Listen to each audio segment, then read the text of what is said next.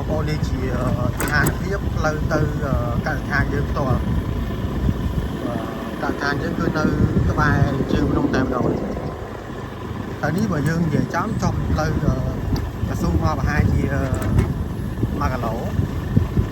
មកដល់ការដ្ឋានយើងផ្ទាល់យើងធ្វើដំណើរដោយម៉ូតូការថតរបស់យើងអត់ស្មើបងប្អូននេះហើយថតនេះគឺនៅពេលព្រឹកខំពេលព្រឹកម៉ោង 7 ព្រឹកអញ្ចឹងពិតជាការជិះល្អមែនទេ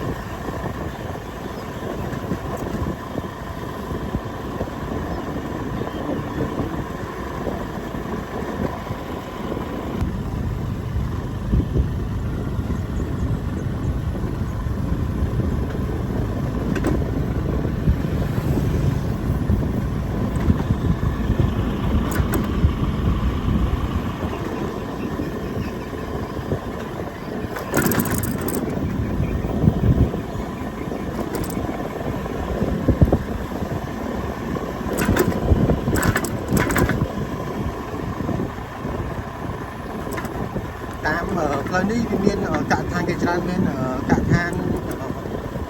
ចំជាកម្មអីហ្នឹង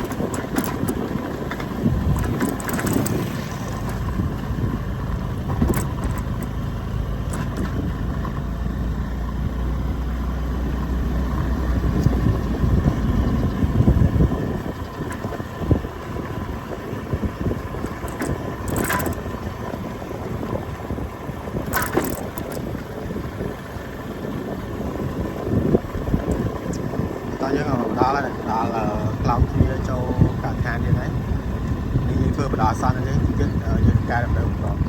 ចំណាំគឺមានរូបដំរី2កូនដំរីពីមុខការដ្ឋានផ្ទាល់គឺយើងឡើងចូលការដ្ឋានយើងផ្ទាល់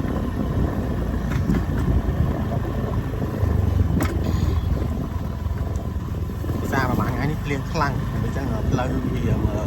បែកផ្លូវបងប្អូននេះជើងភ្នំពីទៅបរិយាកាសនិងសុខភាព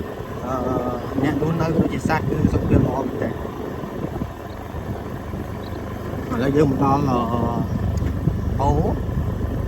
មានតែជាដៃអូនេះតែទឹកហូរចូលទៅលើផ្ទាល់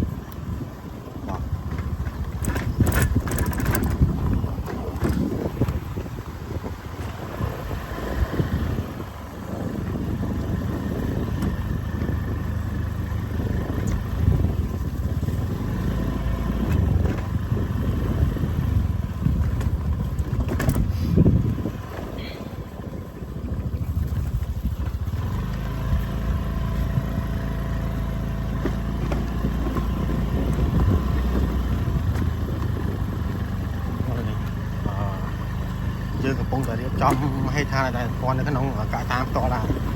ផ្លូវនេះយើងកំពុងតែរៀបចំឲ្យវារឹងមាំជាងនឹងបន្តិច